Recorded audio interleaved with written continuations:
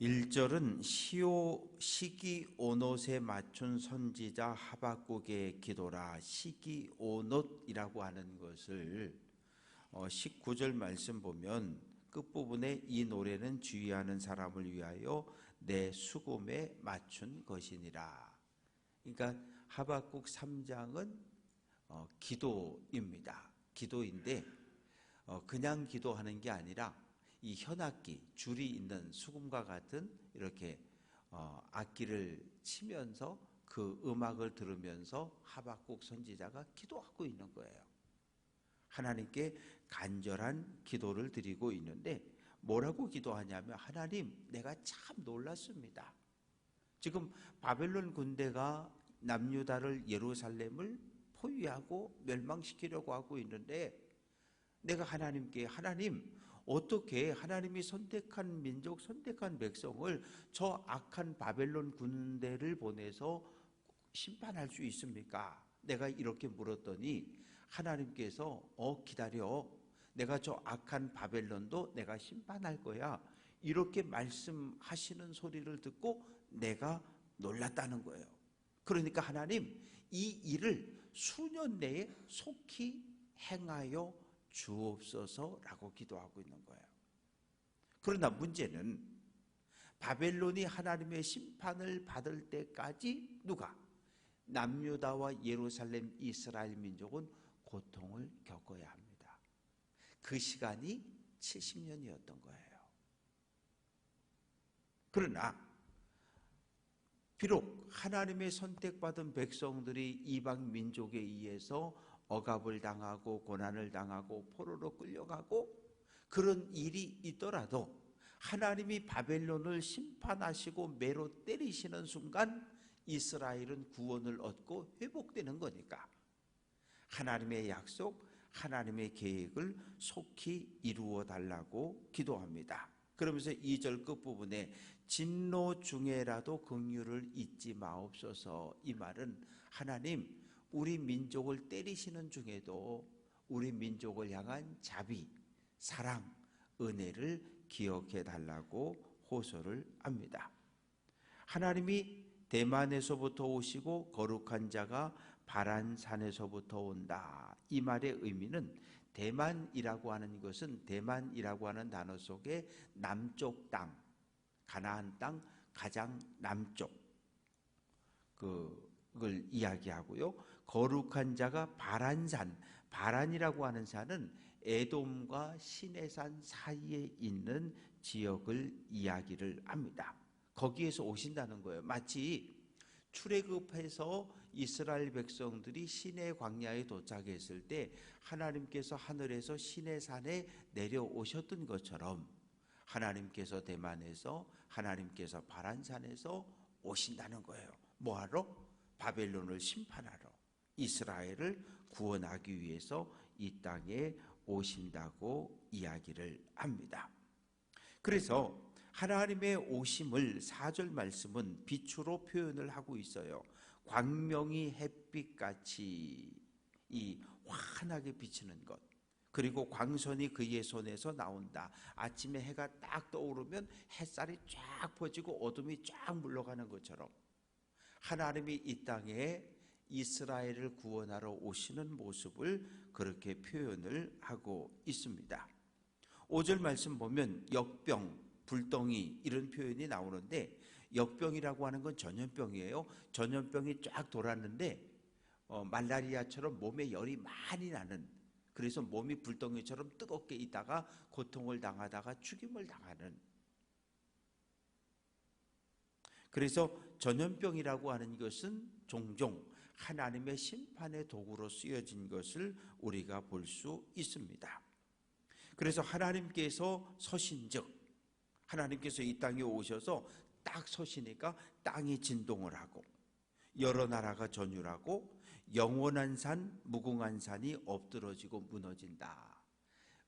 오늘 우리는 이 하늘하고 땅 사이에 산들이 있는데 이 산이 기둥이라는 생각을 안 하죠.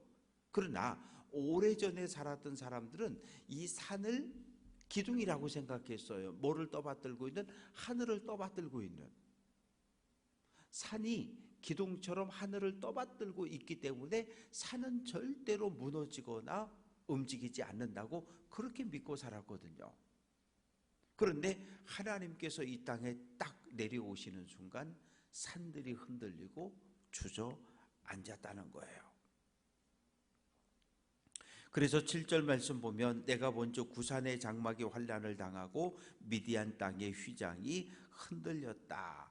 이 말의 의미는 하나님의 심판을 받아서, 이 구산이라고 하는 것은 메소포타미아 지역에서 일어났던 구산 리사다임 왕을 이야기하는데, 이 틈만 나면 이스라엘을 공격했고, 미디안 족속도 역시 이스라엘을 공격하고 괴롭혔던 그런 민족들인데, 하나님께서 그들을 심판하시는데 어떻게 해요? 말을 타고 병거를 타고 오셔서 하나님이 직접 싸우신다는 거예요.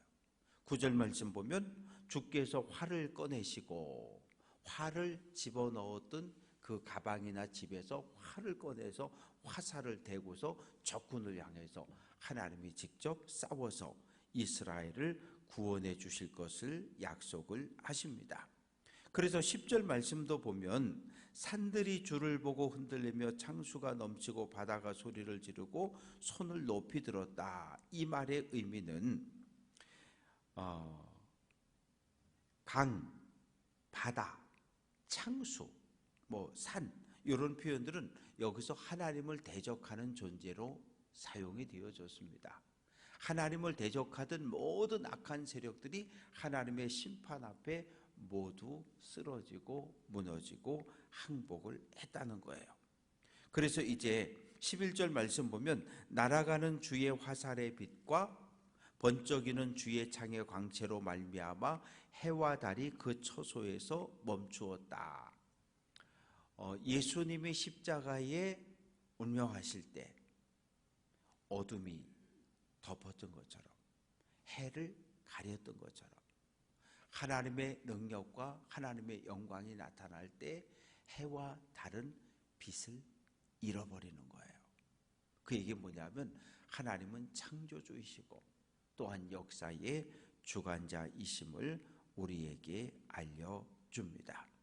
그래서 하나님께서 화가 나셨어요. 왜? 하나님이 택한 백성 이스라엘을 공격하고 짓밟고 성전을 불태우고 약탈하고 포로로 잡아가는 그런 모습을 보고서 하나님이 화가 나셔서 12절 말씀 보면 주께서 노를 바라사 땅을 두르셨고 분을 내사 여러 나라를 밟았다. 두르셨다라고 하는 표현은 행진한다는 말이에요. 군대가 싸우러 행진하러 나가는 것처럼 하나님께서 척척척 가셔가지고 이스라엘을 공격했던 바벨론과 열국들을 심판하시겠다고 선언을 하십니다.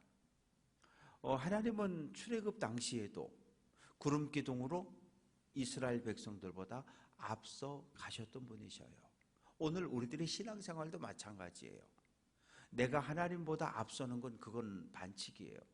우리는 언제나 하나님보다 한 발짝 뒤에 하나님의 앞서 가시고 말씀이 앞서 가시고 우리는 그 뒤를 따라가는 사람들입니다.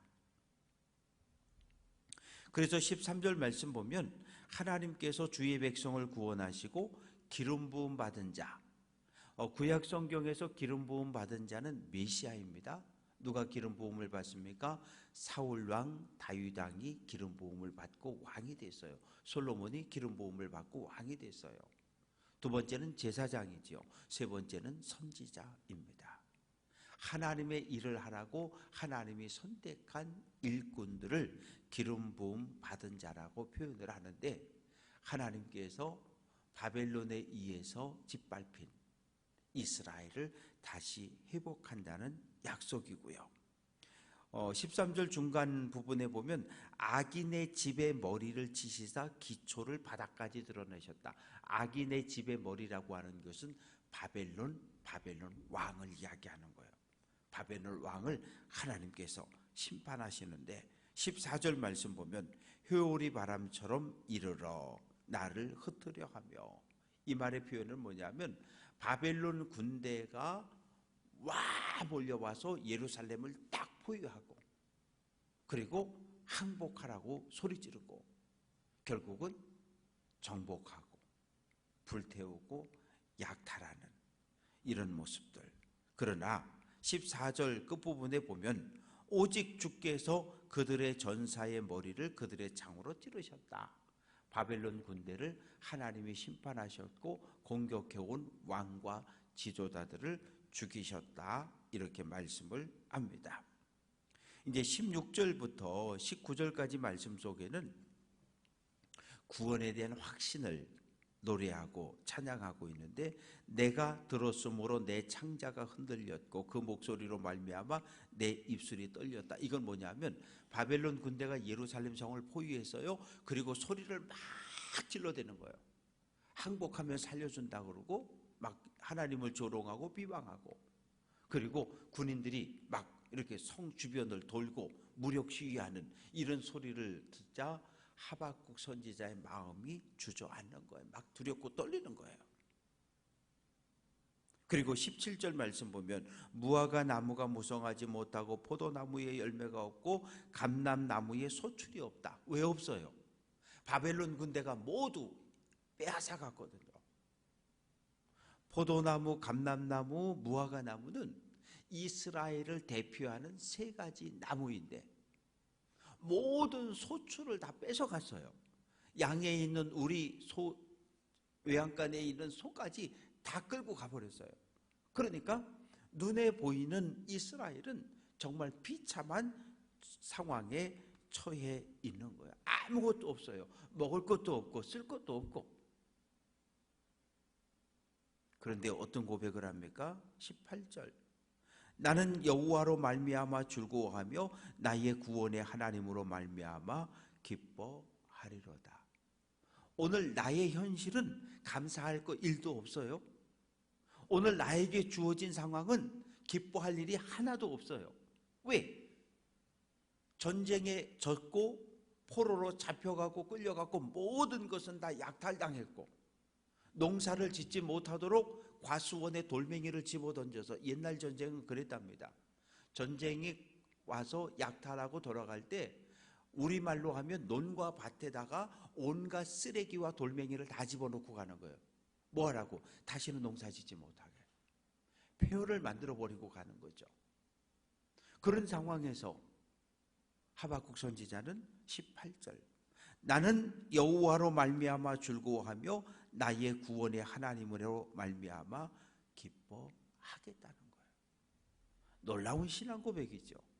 감사할 일이 일도 없는데 감사하겠다는 거고, 이 주어진 현실은 참으로 혹독하고 고통스러운데 모든 것이 다 무너지고 파괴된 상황인데 그래도 하나님의 구원의 주심을 확신하고, 왜? 하나님이 선지자에게 말씀하셨으니까. 내가 바벨론을 심판하겠다. 그 약속이 이루어지면 이스라엘은 구원을 얻는 거니까, 회복되는 거니까 그 구원의 하나님을 바라보고 하나님을 찬양하겠다고 하는 놀라운 은혜의 고백을 하고 있고, 19절에서도 주 여호와는 나의 힘이시다.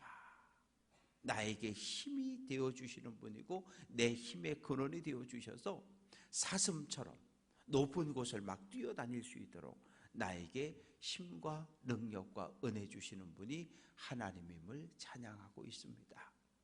말씀을 정리해 봅니다. 바벨론 군대가 쳐들어왔어요. 아무것도 없어요.